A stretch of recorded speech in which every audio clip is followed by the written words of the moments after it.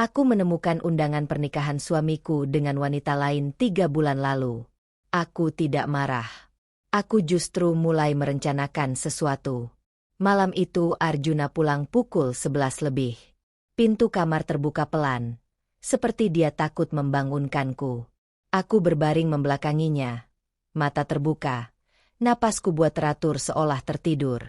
Bau parfum murah menyeruak ketika dia mendekat. Bukan parfumku. Bukan merek yang pernah kubelikan. Ada aroma keringat wanita lain menempel di kemeja birunya. Dia masuk kamar mandi. Air shower menyala. Aku bangkit, membuka laci meja rias, mengambil ponselku. 5 foto baru masuk dari Mas Bagas 2 jam lalu. Foto pertama, Arjuna dan seorang wanita berambut panjang berdiri di depan toko perhiasan Tunjungan Plaza. Foto kedua, mereka sedang melihat cincin di dalam etalase kaca.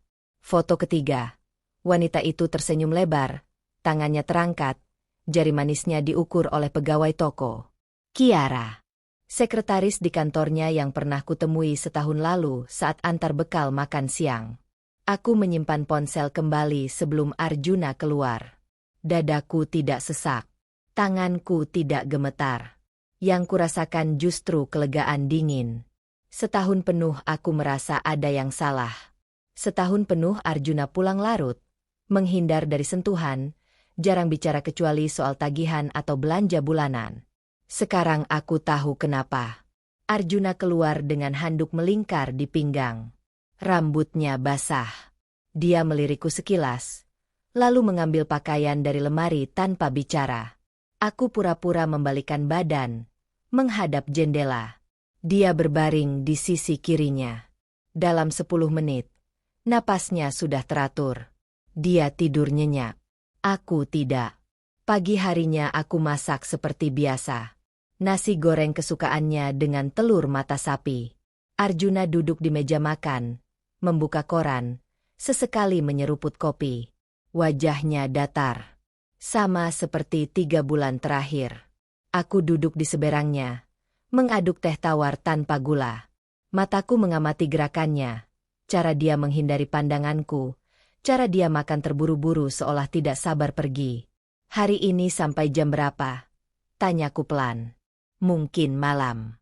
Ada meeting sama klien. Bohong. Mas Bagas sudah mengirim jadwalnya. Tidak ada meeting hari ini. Hanya makan malam di restoran Jepang bersama Kiara pukul 7. Aku mengangguk. Hati-hati di jalan. Dia pergi tanpa menciumku. Pintu tertutup. Suara mobilnya menjauh. Aku duduk sendirian di meja makan, menatap piring kosongnya yang masih ada sisa nasi. Lalu aku ambil ponsel, membuka kontak Mas Bagas. Pak, saya butuh laporan lengkap. Semua foto, semua lokasi, semua transaksi yang bisa Bapak lacak. Balasannya cepat. Siap. Bu. Saya kirim file lengkap besok siang. Aku meletakkan ponsel. Berdiri. Masuk ke ruang kerja Arjuna yang jarang kubuka. Lemari kayu besar di sudut ruangan terkunci. Aku tahu kuncinya ada di laci meja kerjanya. Aku buka laci satu persatu. Kertas-kertas bisnis, kwitansi, kartu nama. Di laci paling bawah, aku temukan kunci kecil warna silver. Lemari terbuka. Di dalamnya ada map-map coklat tebal. Aku tarik satu. Sertifikat rumah atas nama kami berdua. Aku tarik yang kedua. Dokumen perjanjian kredit mobil. Yang ketiga berisi laporan keuangan bisnis kontraktornya. Semua kuambil. Semua kubawa ke kamar. Kufoto satu persatu pakai ponsel. Lalu ku kembalikan persis seperti posisi semula. Selesai. Lemari ku kunci lagi. Kunci ku kembalikan ke laci. Tidak ada yang berubah di ruangan itu. Tapi sekarang aku punya salinan digital semua dokumen penting. Siang harinya aku keluar rumah. Naik taksi online ke kantor notaris di kawasan Darmo. Ibu Sinta, notaris yang pernah mengurus surat wasiat almarhum ayahku, menyambutku dengan senyum ramah. Kami duduk di ruangannya yang sejuk. Ada yang bisa saya bantu, Mbak Naila? Aku keluarkan map tipis berisi printout sertifikat rumah dan dokumen bisnis yang kufoto tadi pagi. Bu, kalau suami nikah lagi tanpa izin istri pertama, apa hak saya atas harta bersama? Wajah Ibu Sinta berubah serius. Dia membuka kacamatanya, menatapku tajam. Mbak yakin suami Mbak nikah lagi? Belum sepenuhnya yakin. Tapi saya ingin tahu hak saya kalau itu terjadi. Ibu Sinta mengangguk. Dia jelaskan panjang lebar soal harta gono gini, hak istri pertama, kewajiban suami, dan konsekuensi hukum poligami tanpa izin. Aku catat semuanya di ponsel. Setiap poin, setiap pasal, setiap celah hukum yang bisa kupakai. Sore itu aku pulang dengan kepala penuh rencana. Arjuna belum sampai rumah. Aku buka laptop, buat folder baru dengan nama backup data keluarga. Di dalamnya kusimpan semua foto dokumen, semua foto dari Mas Bagas, semua catatan dari notaris. Folder itu kulindungi password.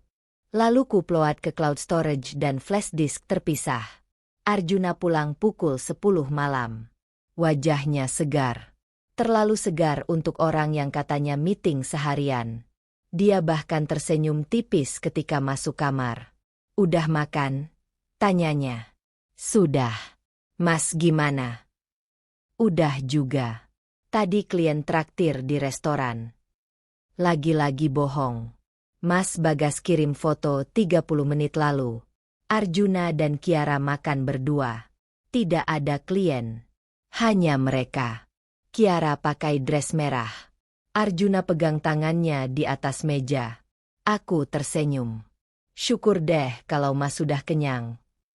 Malam itu aku tidur lebih nyenyak dari biasanya. Bukan karena tenang. Tapi karena aku tahu aku tidak lagi berjalan dalam kegelapan. Aku punya peta. Aku punya bukti. Aku punya rencana. Besok siang Mas Bagas akan kirim laporan lengkap. Besok sore aku akan ke bank. Cek semua rekening bersama. Catat setiap transaksi mencurigakan. Besok malam aku akan mulai memindahkan uang tabunganku ke rekening terpisah atas namaku sendiri. Arjuna tidur di sampingku dengan napas tenang. Dia tidak tahu badai apa yang sedang kupersiapkan. Dia pikir aku istri bodoh yang tidak pernah curiga. Dia pikir aku akan terus diam. Tapi aku sudah tidak diam lagi. Arjuna masuk kamar dengan tas koper kecil di tangan. Kamis sore, langit mendung. Angin kencang dari jendela yang terbuka. Naila, aku harus ke Surabaya. Proyek besar. Seminggu mungkin. Aku lipat baju di atas kasur. Tidak langsung menjawab. Tangan terus bergerak. Melipat handuk. Merapikan tumpukan pakaian. Seminggu lama juga. Mas. Proyek penting. Klien dari Jakarta mau lihat langsung progres pembangunan. Suaranya datar. Terlalu datar untuk orang yang bicara soal proyek penting. Aku tatap matanya. Baiklah. Hati-hati di jalan. Dia angguk cepat. Lalu keluar kamar tanpa pelukan. Tanpa kecupan perpisahan seperti dulu. Pintu tertutup. Mesin mobil menyala. Aku tunggu sampai suaranya benar-benar hilang. Baru aku ambil ponsel. Kirim pesan ke Mas Bagas. Pak. Dia bilang ke Surabaya seminggu. Tolong pantau terus. Balasan masuk dalam 2 menit. Siap. Bu. Saya sudah di belakang mobilnya. Jumat pagi aku terbangun dengan notifikasi masuk pukul 6. Foto dari Mas Bagas. Arjuna parkir di depan rumah sederhana cat putih. Lokasi. Malang. Bukan Surabaya. Aku zoom foto itu. Ada Kiara berdiri di teras, pakai mukena putih, tersenyum lebar. Foto kedua masuk pukul 8. Arjuna pakai baju koko putih, peci hitam. Kiara di sampingnya pakai kebaya krem. Mereka berdiri di depan pintu masjid kecil. Orang-orang berkerumun di sekitar mereka. Foto ketiga. Arjuna duduk di pelaminan sederhana. Kiara di sebelahnya. Ada ustaz tua di depan mereka. Tangan Arjuna menggenggam tangan Kiara. Foto keempat bikin dadaku berhenti berdetak sedetik. Arjuna mengucapkan ijab. Mulutnya terbuka. Matanya menatap Ustaz. Orang-orang di belakangnya bertepuk tangan. Akad nikah. Dia benar-benar menikah. Aku duduk di tepi ranjang. Ponsel gemetar di tanganku. Napas pendek-pendek. Bukan karena cinta hancur. Bukan karena sakit hati biasa. Tapi karena 8 tahun pernikahan kami berakhir dengan dia memilih wanita lain tanpa bicara sepatah kata pun. Penghinaan. Aku screenshot semua foto. Kusimpan di folder terpisah dengan nama, Bukti 022025. Lalu kubalas pesan Mas Bagas. Pak, kirim terus semua foto. Semua video kalau ada. Jangan sampai ada yang terlewat. Siap. Bu. Saya rekam dari jauh pakai kamera telefoto. Aku berdiri. Masuk kamar mandi. Basuh muka dengan air dingin. Tatap cermin. Wajahku pucat. Mata sembab padahal aku belum menangis. Aku hirup napas dalam-dalam. Tahan. Buang pelan. Tenang. Kau harus tenang. Pukul 10 aku sudah duduk di mobil. Nyalakan mesin. Keluar dari garasi. Tujuan pertama, kantor notaris Ibu Sinta. Aku telpon dari mobil. Bu Sinta, saya Naila. Bisa ketemu hari ini? Urgent. Bisa, Mbak. Jam 11 saya kosong.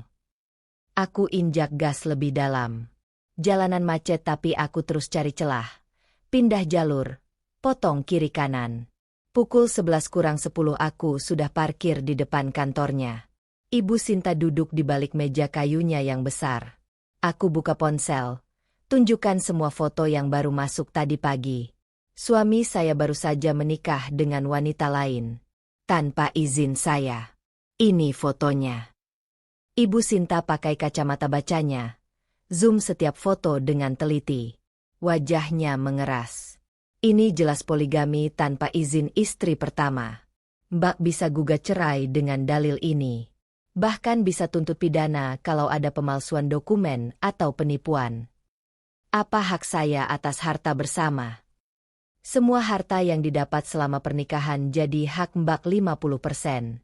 Kalau dia nikah lagi tanpa izin, bahkan Mbak bisa dapat lebih banyak sebagai kompensasi. Aku catat cepat di ponsel. Bagaimana kalau ada aset atas nama saya sendiri? Warisan atau tabungan pribadi? Itu tetap milik Mbak penuh. Suami tidak bisa klaim. Aku keluarkan map berisi fotokopi sertifikat tanah warisan almarhum ayahku. Tanah itu masih atas namaku. Belum aku gabung dengan harta bersama. Ini aman kan, Bu? Ibu Sinta baca dokumen itu. Aman. Ini aset pribadi Mbak sebelum nikah. Suami tidak punya hak. Tapi ada yang mengganjal. Tanah itu setahuku masih di sana. Tapi aku tidak pernah cek langsung sejak ayah meninggal 3 tahun lalu. Bu, bagaimana caranya saya tahu kalau tanah ini masih atas nama saya? Apa bisa orang lain jual tanpa sepengetahuan saya? Wajah Ibu Sinta serius. Bisa. Kalau ada pemalsuan tanda tangan di surat kuasa, Mbak harus cek ke BPN. Sekarang juga. Jantungku berdetak cepat. Bisa diurus hari ini. Saya buatkan surat pengantar. Mbak bawa KTP asli dan sertifikat ini. Langsung ke kantor BPN sebelum tutup jam 3. Aku terima suratnya. Langsung berlari ke mobil. Kantor BPN jaraknya 20 menit kalau jalanan lancar. Sekarang jam setengah 12. Aku masih punya waktu. Sampai di loket informasi, aku serahkan surat dari Ibu Sinta dan sertifikat asli. Petugas cek sistem komputer. Jari-jarinya mengetik cepat di keyboard. Aku berdiri tegang. Tangan meremas tali tas. Petugasnya berhenti mengetik. Dia tatap layar lebih lama. Lalu dia lihat aku dengan pandangan aneh. Ibu, tanah ini sudah tidak atas nama Ibu. Dunia serasa berhenti. Apa maksudnya? Sudah dijual 6 bulan lalu. Atas nama pembeli baru, Bapak Darmawan Susanto. Ada surat kuasa dari Ibu di sini. Saya tidak pernah buat surat kuasa. Petugas putar layar komputernya. Di sana ada scan dokumen. Surat kuasa dengan tanda tanganku. Tapi aku tidak pernah tanda tangan itu. Tidak pernah. Ini dipalsukan. Petugas diam. Kalau Ibu merasa ada pemalsuan, Ibu bisa lapor polisi dan bawa ahli untuk verifikasi tanda tangan. Aku keluar kantor dengan kaki lemas. Naik ke mobil, tapi tidak langsung nyalakan mesin. Aku buka ponsel, cari riwayat mutasi rekening bersama dengan Arjuna. 6 bulan lalu ada transfer masuk 1.200.000.000. Sumber, penjualan aset. 2 minggu kemudian, uang itu keluar. Tujuan transfer, pembelian properti atas nama Arjuna Wicaksono. Dia jual tanahku. Pakai uangnya buat beli rumah sendiri. Tanpa izin. Dengan tanda tangan palsu. Aku kirim pesan ke Mas Bagas. Pak, cari tahu alamat properti yang dibeli Arjuna 6 bulan lalu. Urgent. Balasan masuk 10 menit kemudian. Alamat lengkap di kawasan Citraland. Rumah mewah Hok 2 lantai. Aku nyalakan mesin, pakai GPS, langsung ke alamat itu. Sampai di depan pagar putih tinggi, aku parkir di seberang jalan. Rumahnya besar. Taman depan luas. Ada mobil di garasi. Mobilnya Arjuna. Jendela lantai 2 terbuka. Aku lihat bayangan 2 orang di dalam. Dia bawa Kiara ke rumah yang dibeli pakai uang hasil jual tanah warisanku. Arjuna pulang Rabu malam dengan senyum lebar dan kotak kardus di tangan. Aku sedang cuci piring ketika dia masuk dapur.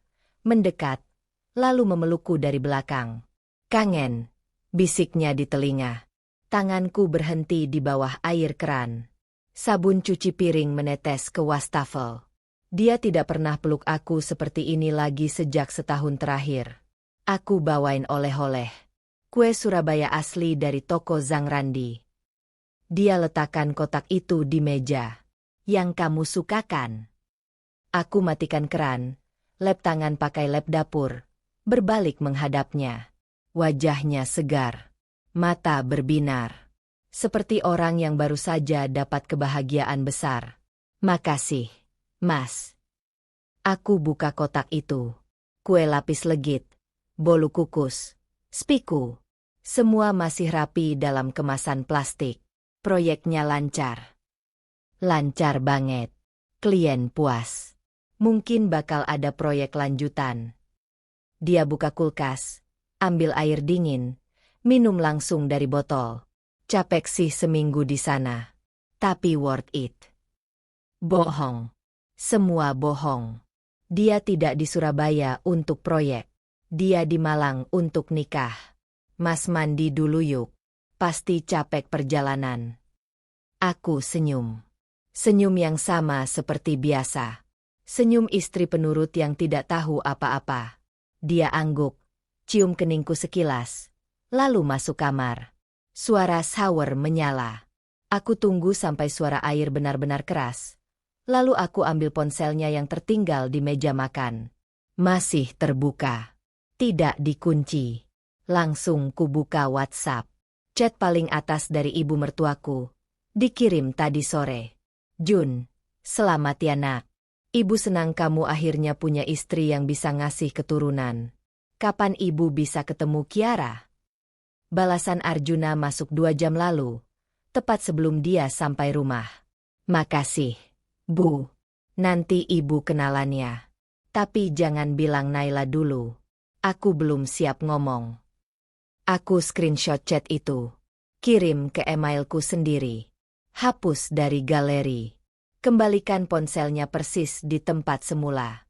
Kalimat, istri yang bisa ngasih keturunan, membakar dadaku dari dalam. Jadi masalahnya aku? Karena aku belum hamil setelah 8 tahun? Padahal hasil pemeriksaan dokter bilang kami berdua sehat. Masalahnya bukan aku. Bukan dia.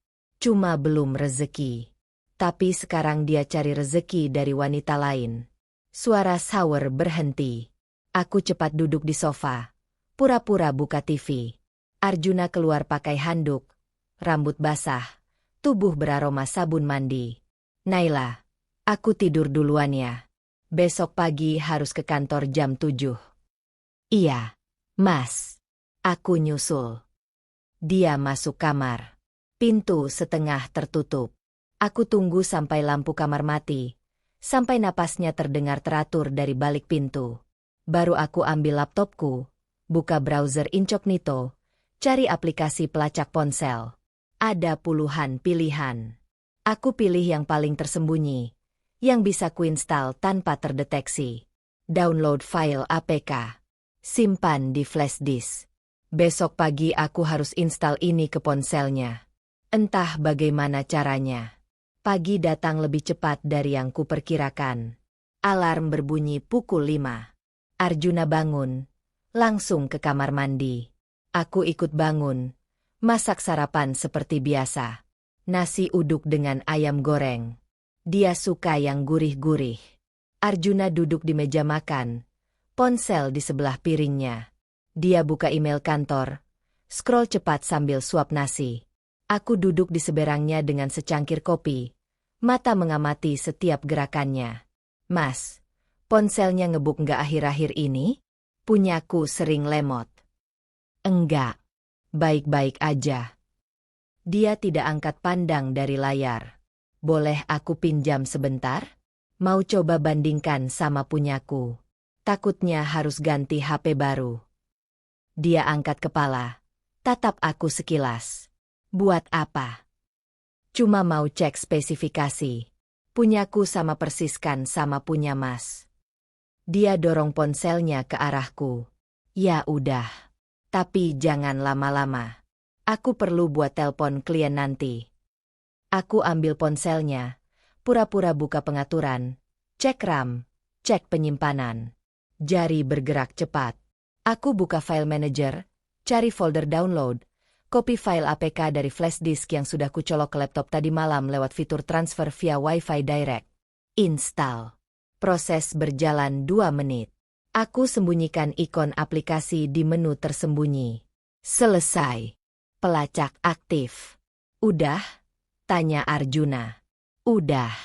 Kayaknya emang ponselku yang mulai lemot. Makasih ya, Mas. Aku kembalikan ponselnya. Dia ambil tanpa curiga, masukin ke saku celana, lalu berdiri. Aku berangkat dulu. Hati-hati. Pintu tertutup. Mobil menyala. Aku tunggu sampai suaranya hilang sepenuhnya. Baru aku buka laptop. Akses dashboard aplikasi pelacak. Ponselnya muncul di peta. Bergerak dari rumah menuju kantornya di kawasan Maijen Sungkono. Aku bisa lihat semua. Lokasinya. Chat yang masuk. Telepon yang dia terima. Bahkan rekaman suara bisa kuaktifkan dari jauh. Sekarang aku punya mata dan telinga di setiap langkahnya. Siang itu aku beli voice recorder mini seukuran korek api di toko elektronik. Harganya tidak murah, tapi kualitasnya bagus. Bisa rekam sampai 20 jam non-stop. Aku juga beli kamera CCTV kecil yang bisa kusembunyikan di sudut ruang tamu. Sampai rumah, aku pasang kamera itu di balik bingkai foto keluarga di atas rak TV. Tidak terlihat kalau tidak diperhatikan dengan seksama. Lensa mengarah langsung ke sofa dan meja makan. Voice recorder kusimpan di laci nakas. Selalu aktif setiap malam. Arjuna pulang pukul 8 malam. Wajahnya lelah. Dia langsung tiduran di sofa, buka ponsel, ketik sesuatu sambil tersenyum tipis. Aku cek dashboard pelacak dari kamar. Chat masuk dari Kiara. Mas, aku udah masak sayur asem. Besok kamu kesini lagi ya. Balasan Arjuna cepat. Iya sayang. Besok aku kesana habis kantor. Kangen. Aku screenshot lagi. Simpan di folder terpisah dengan nama bukti_chat_Kiara. Sudah ada 23 screenshot di sana. Semua percakapan mesra. Semua janji-janji manis. Semua kebohongan yang dia tulis sambil berbaring di rumah yang seharusnya jadi rumah kami. Naila, udah makan? Teriaknya dari ruang tamu. Aku keluar kamar, berdiri di ambang pintu. Belum. Mas mau makan apa? Enggak usah masak. Aku pesan Gojek aja. Kamu mau apa? Terserah Mas aja. Dia pesan nasi goreng 2 porsi. Makanan datang 20 menit kemudian. Kami makan di meja makan. Dalam diam. Tidak ada obrolan. Tidak ada tanya kabar. Hanya suara sendok menyentuh piring. Voice recorder di laci nakas merekam semuanya. Kesunyian ini. Kebohongan ini. Pernikahan yang sudah mati tapi masih dipaksa berjalan. Malam itu Arjuna tidur membelakangi aku. Ponselnya menyala berkali-kali. Notifikasi chat masuk terus. Aku tidak perlu lihat layarnya. Aku sudah tahu semua dari dashboard pelacak di laptop. Kiara kirim foto selfie pakai daster pink. Arjuna balas dengan emoji hati. Kiara kirim voice note bilang kangen. Arjuna balas dengan voice note juga. Suaranya lembut, penuh kehangatan yang tidak pernah dia berikan lagi kepadaku. Aku berbaring terjaga sampai pukul 2 pagi. Mata terbuka menatap langit-langit kamar. Di sebelahku, suami yang sudah punya istri lain tidur nyenyak tanpa beban. Besok aku harus ke kantor pengacara lagi. Kali ini bukan Ibu Sinta. Aku butuh pengacara yang lebih agresif. Yang bisa bawa kasus ini sampai ke jalur pidana. Notifikasi pelacak menyala pukul 4 sore. Arjuna ada di rumah Citraland. Sudah 3 jam di sana. Aku zoom peta. Lihat titik merah ponselnya tidak bergerak sama sekali. Dia nginap di sana. Di rumah yang dibeli pakai uang tanah warisanku. Aku buka laptop. Akses rekaman CCTV rumah dari aplikasi cloud. Arjuna pulang tadi pagi cuma untuk ganti baju, ambil tas kerja, lalu pergi lagi jam 10. Dia bilang ada meeting klien sampai malam. Tapi GPS-nya menunjukkan dia langsung ke Citraland setelah keluar kantor jam 3. Tidak ada meeting. Tidak pernah ada. Aku matikan laptop. Ambil kunci mobil. Nyalakan mesin. Keluar dari garasi dengan kecepatan yang lebih tinggi dari biasanya. Citraland jaraknya 25 menit dari rumah. Aku parkir 3 rumah dari rumah itu. Pagar putih tinggi. Taman depan rapi dengan rumput hijau segar. Pintu garasi terbuka. Mobil Arjuna parkir di dalam. Di sampingnya ada motor Matic Pink. Pasti punyanya Kiara. Jendela lantai 2 terbuka.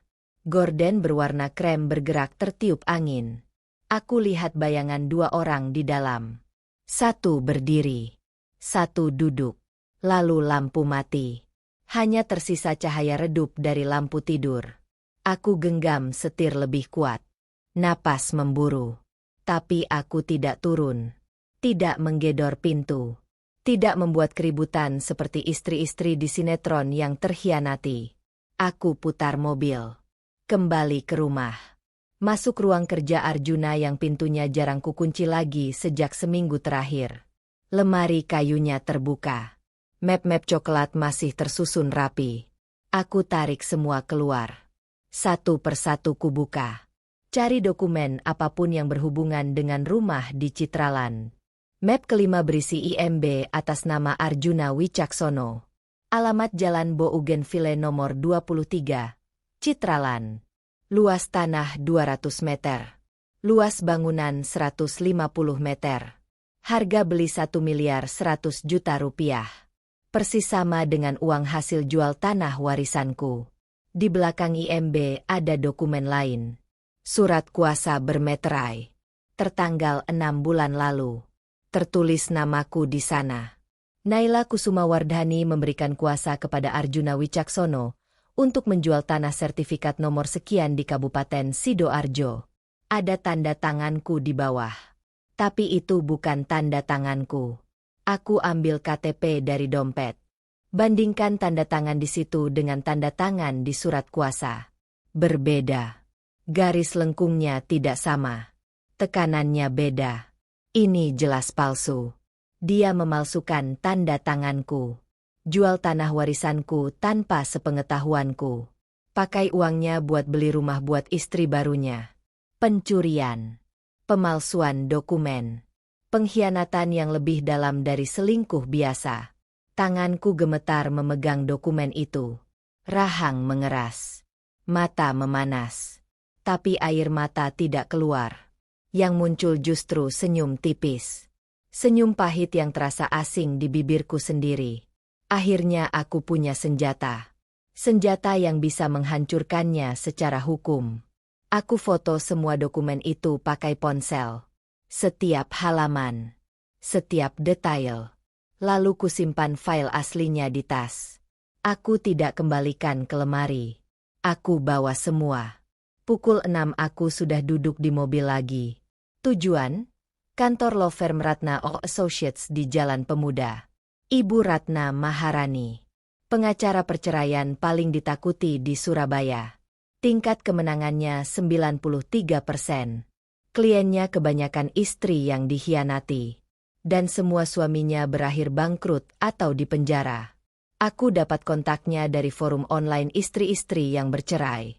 Mereka semua merekomendasikan nama yang sama. Ibu Ratna. Resepsionis menyambutku dengan senyum profesional. Ada janji, Bu? Belum. Tapi ini urgent. Saya bersedia menunggu. Dia angkat telepon, bicara pelan ke seseorang. Lalu dia angguk. Ibu Ratna bisa terima sekarang. Silakan naik ke lantai 3. Ruangan 302. Aku naik lift dengan jantung berdebar. Pintu ruangan 302 terbuka. Ibu Ratna duduk di balik meja kaca besar. Rambutnya pendek sebahu. Kacamata hitam tebal. Setelan blazer abu-abu. Wajahnya tajam. Matanya lebih tajam lagi. Silakan duduk. Suaranya dingin tapi tegas. Aku duduk. Letakkan tas di pangkuan. Bu, saya butuh bantuan untuk gugat cerai sekaligus laporan pidana pemalsuan dokumen. Alis Ibu Ratna terangkat sedikit. Ceritakan kronologisnya. Singkat. Langsung ke inti. Aku keluarkan semua dokumen. Tunjukkan foto akad nikah Arjuna dengan Kiara. Tunjukkan surat kuasa palsu. Tunjukkan bukti transfer uang hasil jual tanah. Tunjukkan IMB rumah di Citraland. Ibu Ratna baca semuanya dengan cepat. Matanya bergerak gesit dari satu dokumen ke dokumen lain. Lalu dia angkat kepala. Tatap aku dengan pandangan yang sulit kubaca. Ini kasus berat. Tapi bisa dimenangkan. Bahkan bisa dapat kompensasi besar. Dia lipat tangannya di atas meja. Ibu siap sampai jalur pidana? Suami ibu bisa dipenjara kalau terbukti. Siap. Ibu siap nama ibu dan keluarga masuk media kalau kasusnya viral. Siap. Ibu siap kehilangan semua hubungan dengan keluarga suami. Mereka sudah bukan keluargaku lagi sejak mereka sembunyikan pernikahan keduanya dari aku. Ibu Ratna tersenyum tipis. Senyum pertamanya sejak aku masuk ruangan. Bagus. Saya suka klien yang tegas. Dia buka laptop. Mulai mengetik. Kita mulai dengan laporan ke polisi besok pagi. Pemalsuan tanda tangan dan penggelapan harta. Paralel dengan itu, kita siapkan gugatan cerai dengan dalah poligami tanpa izin dan penelantaran ekonomi. Ibu minta apa? Semua harta Gonogini. Rumah di Citraland dijual. Hasilnya buat aku. Ganti rugi moral minimal 2 miliar. Dan dia harus dipenjara. Ibu Ratna ketik lebih cepat. Realistis. Bisa kita perjuangkan. Dia berhenti sejenak. Fee saya 50 juta di muka. 10% dari total kompensasi kalau menang. Setuju. Setuju. Besok jam 9 kita ke Polda. Bawa semua dokumen asli. Saya sudah siapkan lawyer pendamping. Kasus ini akan cepat karena buktinya kuat. Aku berdiri. Ulurkan tangan. Ibu Ratna jabat dengan genggaman kuat. Terima kasih, Bu. Jangan berterima kasih dulu. Terima kasih setelah suami ibu di balik jeruji. Dia senyum lagi. Senyum yang kali ini terasa seperti jaminan kemenangan. Aku keluar kantor dengan langkah lebih ringan. Naik mobil. Nyalakan mesin. Tapi tidak langsung jalan. Aku buka ponsel. Cek pelacak. Arjuna masih di rumah Citraland. Sudah 6 jam di sana. Aku kirim pesan ke nomornya. Mas, malam ini di mana? Aku masak rendang kesukaanmu.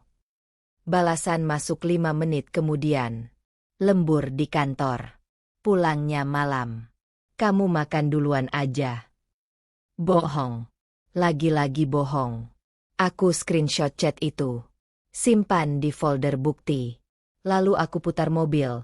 Pulang ke rumah yang sebentar lagi bukan lagi jadi rumah kami berdua. Besok pagi semuanya berubah. Besok pagi aku tidak lagi jadi istri yang diam. Aku jadi musuh terbesarnya. Arjuna duduk di tepi ranjang malam itu.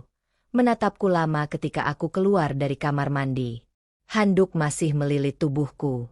Rambutku basah menetes ke lantai keramik. Naila. Suaranya pelan. Terlalu pelan untuk Arjuna yang biasanya bicara langsung tanpa basa-basi. Aku berhenti di depan lemari, ambil lotion, oleskan ke tangan sambil berpura-pura tidak dengar nadanya yang aneh. Kamu kenapa akhir-akhir ini dingin sama aku? Tanganku berhenti sejenak, lalu lanjut mengoles lotion ke kaki. Dingin gimana, Mas? Ya, kamu jarang ngomong, jarang tanya-tanya. Kayak nggak peduli gitu. Aku tutup botol lotion, letakkan di meja rias, lalu berbalik menghadapnya. Senyum tipis terpasang di bibirku. Aku cuma lelah. Mas, kerjaan rumah banyak. Pikiran juga lagi banyak. Mikirin apa? Hal-hal biasa. Nggak penting kok. Aku ambil handuk kecil, keringkan rambut sambil berjalan menuju tempat tidur. Mas sendiri kok kayaknya sibuk banget akhir-akhir ini? Jarang di rumah. Wajahnya berubah. Ada kilatan panik di matanya. Cepat. Hanya sepersekian detik. Tapi aku lihat. Proyek lagi banyak. Kamu tahu sendiri kan akhir tahun gini klien pada ngejar deadline. Oh iya. Aku lupa. Aku berbaring. Tarik selimut sampai ke dada. Membelakanginya. Mas tidur aja. Pasti capek. Dia diam beberapa detik. Lalu dia ambil ponselnya dari nakas. Berdiri, keluar kamar dengan langkah terburu-buru. Aku ke ruang tamu dulu. Mau telpon klien. Pintu tertutup. Aku tunggu sampai suara langkah kakinya menjauh. Lalu aku ambil ponselku dari bawah bantal. Buka aplikasi perekam suara jarak jauh yang terhubung dengan voice recorder tersembunyi di ruang tamu. Suara Arjuna terdengar jelas. Dia tekan nomor. Nada sambung berbunyi 3 kali. Lalu suara perempuan menjawab. Halo, Mas. Kiara. Sayang, aku curiga Naila mulai tahu sesuatu. Jantungku berdetak lebih cepat. Aku naikkan volume. Kenapa, Mas? Dia bilang apa? Bukan bilang apa. Tapi dia beda. Dingin. Kayak lagi nyimpen sesuatu. Aku takut dia udah tahu soal kita. Terus gimana dong, Mas? Aku takut. Kalau dia tahu, nanti aku yang disalahin. Keluargaku bisa malu. Kita harus hati-hati. Jangan telpon atau chat kalau nggak urgent. Kalau ketemu juga jangan terlalu sering dulu. Tunggu sampai situasi aman. Tapi Mas, aku kangen. Udah 3 hari kita nggak ketemu. Aku juga kangen. Sayang.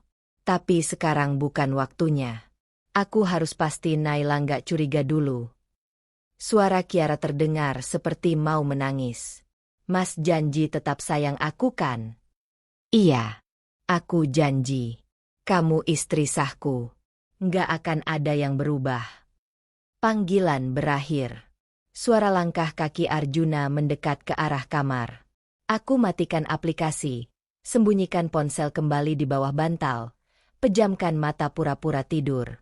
Pintu terbuka pelan. Arjuna masuk, berbaring di sampingku tanpa suara. Napasnya tidak teratur. Dia gelisah. Aku tersenyum dalam gelap. Senyum yang dia tidak bisa lihat. Kepanikannya justru membuatku merasa kuat. Untuk pertama kali dalam 8 tahun pernikahan ini, aku yang pegang kendali. Bukan dia. Aku yang tahu segalanya. Dia yang ketakutan. Pagi harinya aku bangun lebih awal. Masak sarapan lengkap. Nasi goreng, telur dadar, tempe orek, sambal terasi. Arjuna turun tangga dengan wajah kusut. Mata sembab seperti kurang tidur. Wah, pagi-pagi udah masak banyak. Dia duduk di meja makan, lirik semua makanan dengan pandangan curiga. Iya, aku lagi pengen masak. Udah lama nggak bikin sarapan lengkap kayak gini. Aku tuang kopi hitam ke gelasnya. Mas, akhir pekan ini aku mau ngadain makan malam kecil-kecilan di rumah. Dia berhenti mengunyah. Makan malam? Buat apa? Aku pengen kumpul keluarga. Udah lama nggak ngumpul bareng mama papa. Sama keluarga mas juga. Aku mau masak besar. Buat apa tiba-tiba? Ada acara khusus. Aku duduk di seberangnya. Senyum manis. Ada pengumuman penting. Tapi nggak bisa aku bilang sekarang. Nanti akhir pekan aja sekalian semua keluarga denger. Wajahnya pucat. Pengumuman apa? Rahasia dulu. Mas, nanti aja tahu sendiri. Aku suap nasi ke mulut. Kunyah pelan sambil lihat reaksinya. Tangannya gemetar sedikit ketika ambil gelas kopi. Dia minum terlalu cepat sampai tersedak.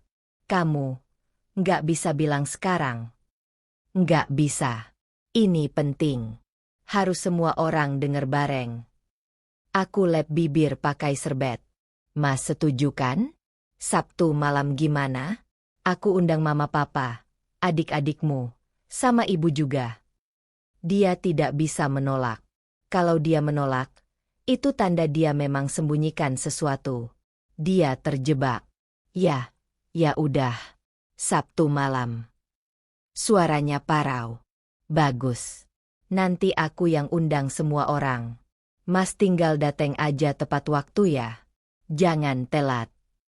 Aku berdiri, ambil piring kosongku, cuci di wastafel.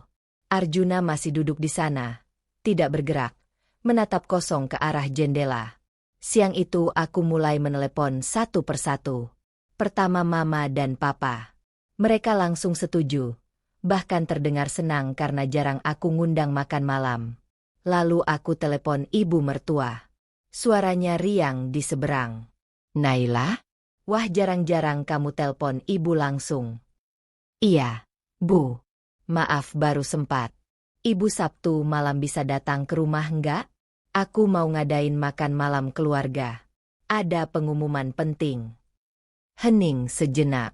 Pengumuman apa? Nak? Nanti aja, Bu. Sabtu malam semua akan tahu. Ajak adik-adiknya Arjuna juga ya, Bu. Biar rame. Baik. Nak, ibu pasti datang. Arjuna tahu kan soal ini? Tahu, Bu. Dia yang minta malah. Bohong. Tapi ibu mertua tidak perlu tahu. Aku tutup telepon. Cek daftar tamu di notes ponsel. Mama, Papa, adikku Dinda, ibu mertua, kedua adik Arjuna, dan kami berdua. Total 9 orang. Cukup untuk jadi saksi kehancurannya. Arjuna pulang malam itu dengan wajah lebih pucat dari pagi tadi.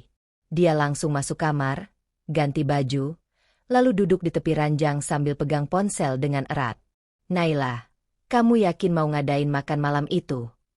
Aku lipat baju di lemari, tidak berbalik menatapnya. Kenapa? Mas? Ada masalah? Enggak. Cuma, tiba-tiba aja. Kamu biasanya nggak suka ribet ngadain acara gini. Aku pengen aja kali ini. Keluarga kan penting.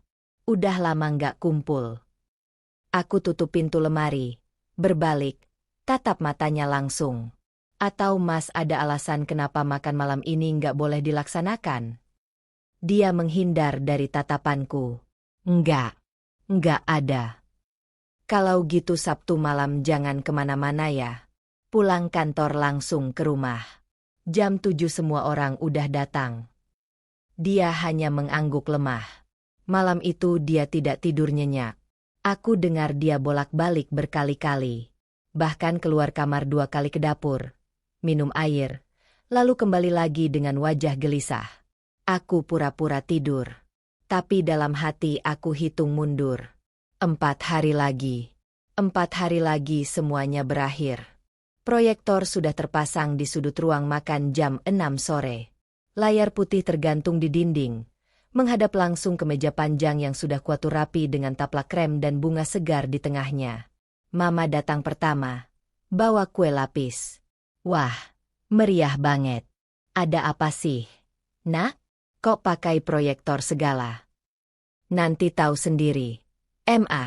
Duduk dulu aja. Aku arahkan Mama ke kursi sebelah kiri. Papa menyusul 5 menit kemudian, peluk aku sekilas. Lalu duduk di samping Mama dengan wajah penasaran. Adikku Dinda datang dengan suaminya. Langsung komentar tentang dekorasi yang menurutnya terlalu formal. Ibu mertua tiba pukul 6:30. Wajahnya sumringah. Bawa oleh-oleh rujak dari langganannya.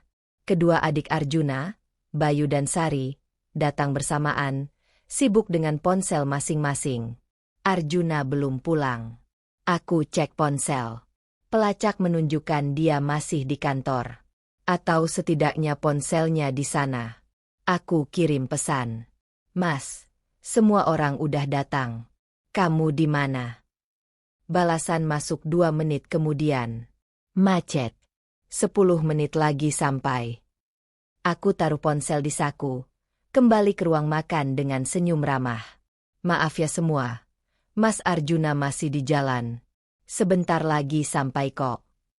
Ibu mertua melirik proyektor dengan alis terangkat. Naila, kamu mau presentasi apa? Kok kayak meeting kantor?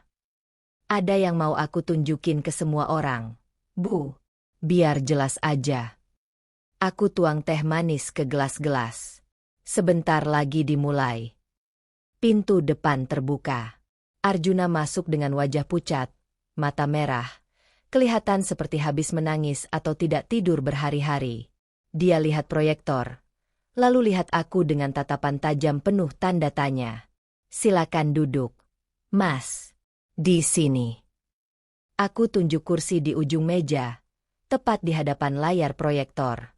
Dia duduk dengan gerakan kaku.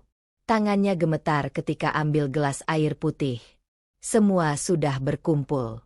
9 orang. Aku berdiri di samping proyektor, remote di tangan, laptop terbuka di meja kecil sebelahku. Terima kasih semua sudah datang. Aku tahu ini mendadak, tapi ada hal penting yang harus kalian semua lihat malam ini. Papa mengernyit. Naila, kamu kenapa? Serius banget. Aku tekan tombol remote. Layar menyala. Slide pertama muncul. Foto pernikahan. Tapi bukan foto pernikahanku dengan Arjuna. Foto Arjuna dengan Kiara di pelaminan sederhana, di depan masjid kecil, pakai baju pengantin warna putih dan krem.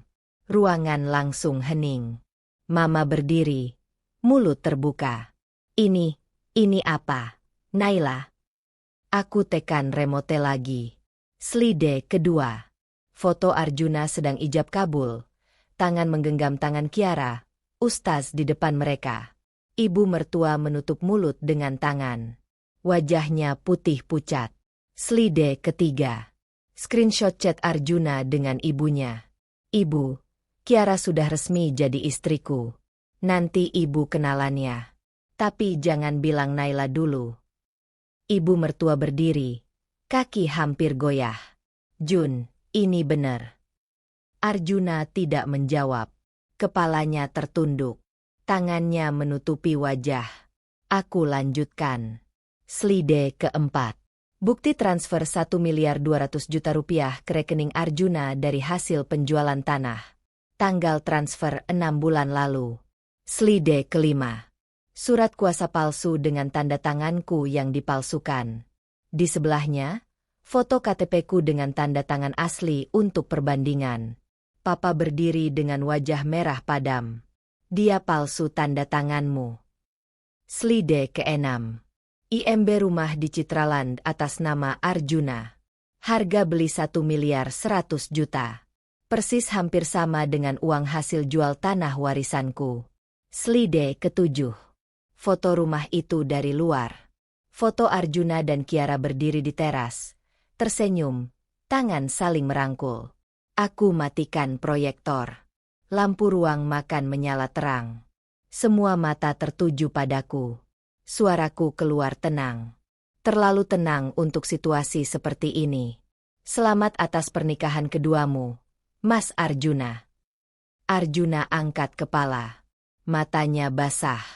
Mulutnya terbuka tapi tidak ada suara keluar. Dan selamat juga atas laporan pidana yang sudah kuajukan ke Polda Jawa Timur atas nama pemalsuan tanda tangan dan penggelapan harta warisan. Ibu mertua teriak.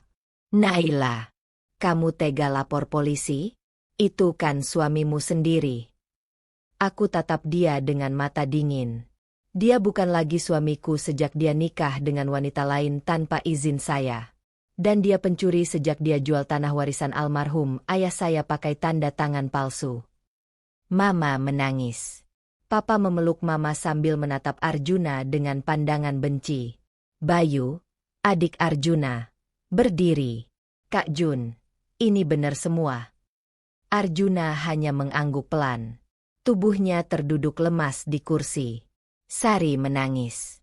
Kak, kenapa Kak Jun lakuin ini? Aku angkat tangan, minta perhatian semua orang. Ada satu hal lagi yang perlu kalian tahu. Aku buka pintu depan. 2 polisi berpangkat bribka masuk dengan langkah tegap. Salah satunya pegang map coklat tebal. Polisi lainnya pegang borgol. Arjuna Wicaksono, tanya polisi yang bawa borgol. Arjuna berdiri dengan kaki gemetar. Iya, saya.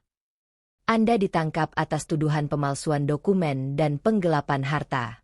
Anda berhak diam. Apapun yang Anda katakan bisa digunakan sebagai bukti di pengadilan. Ibu mertua berlari, pegang tangan polisi. Pak, tolong jangan bawa anak saya. Ini pasti salah paham. Dia nggak mungkin lakuin itu. Polisi itu menggeleng. Maaf, Bu. Kami hanya menjalankan tugas. Ada laporan resmi dengan bukti lengkap. Kami harus bawa yang bersangkutan untuk pemeriksaan. Borgol terpasang di pergelangan tangan Arjuna.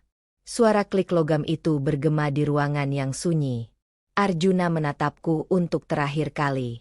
Mata merah. Wajah hancur. Naila, maafin aku. Aku tidak menjawab. Hanya berdiri di sana, tangan terlipat di depan dada. Wajah datar tanpa ekspresi. Polisi bawa Arjuna keluar. Ibu mertua berlari mengikuti sambil menangis histeris. Bayu dan Sari ikut keluar dengan wajah syok. Papa mendekat, pegang bahuku. Kamu udah siap dengan semua ini, Nak? Udah, Pah. Dari awal. Mama peluk aku erat. Dinda berdiri di sampingku, pegang tanganku dengan genggaman kuat. Pintu tertutup. Suara mobil polisi menyala.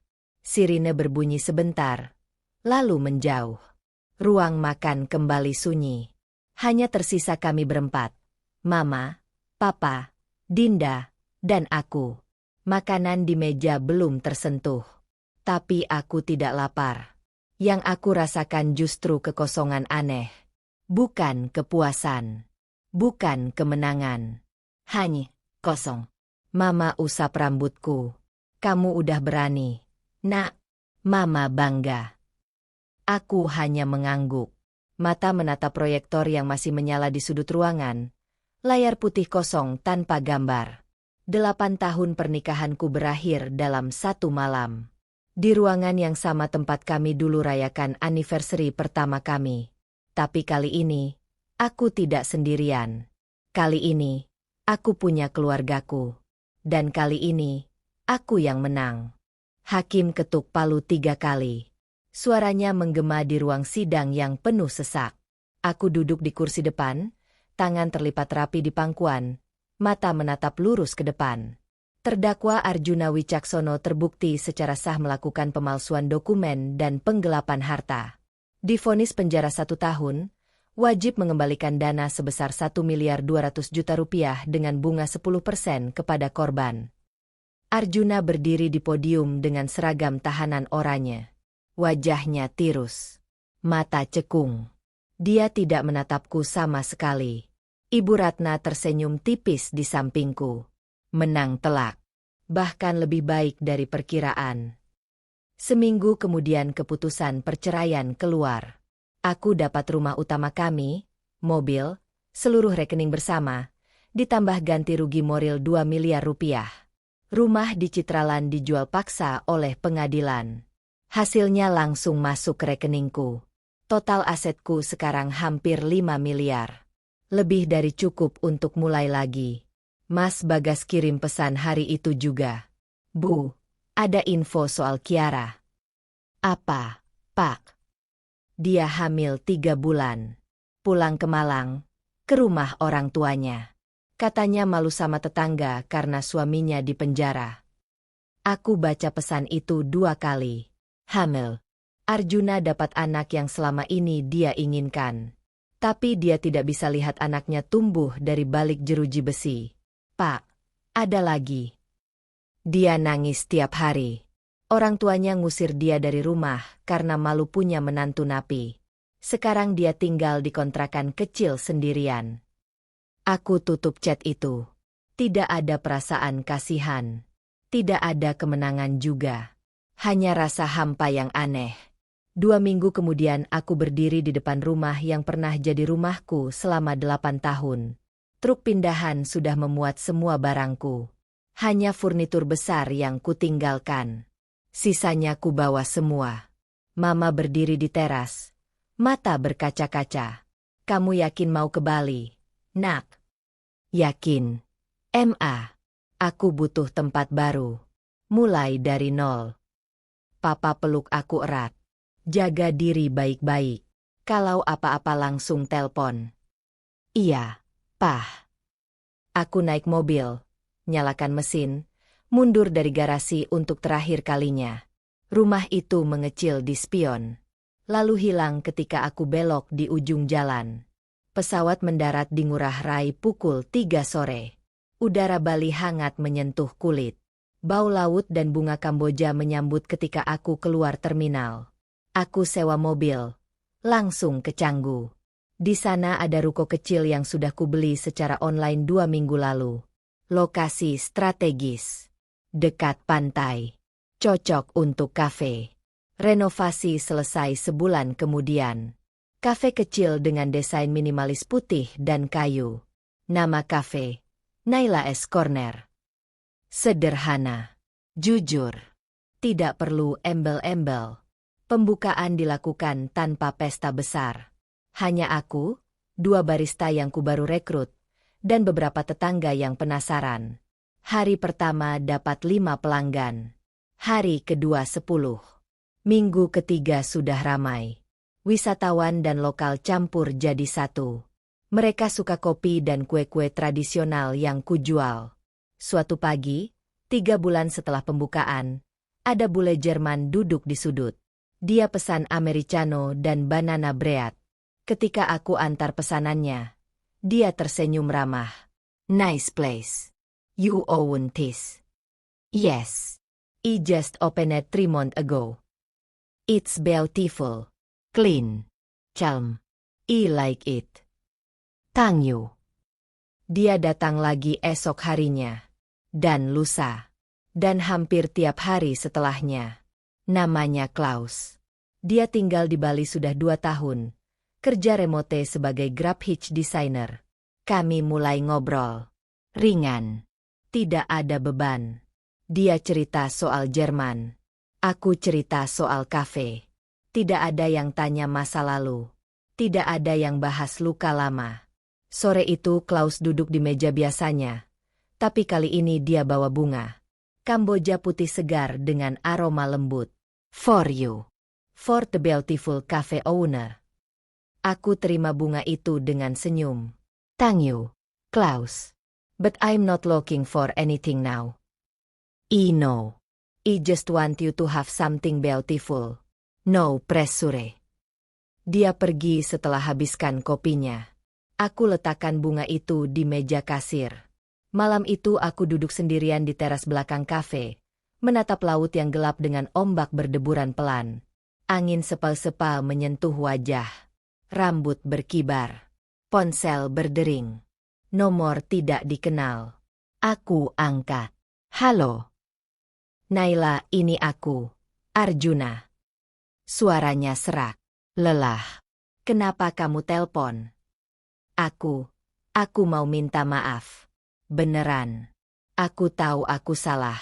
Aku tutup telepon sebelum dia selesai bicara. Blok nomornya. Letakkan ponsel di meja. Masa lalu tidak perlu kupikirin lagi. Pagi harinya aku pasang bingkai foto baru di dinding kafe.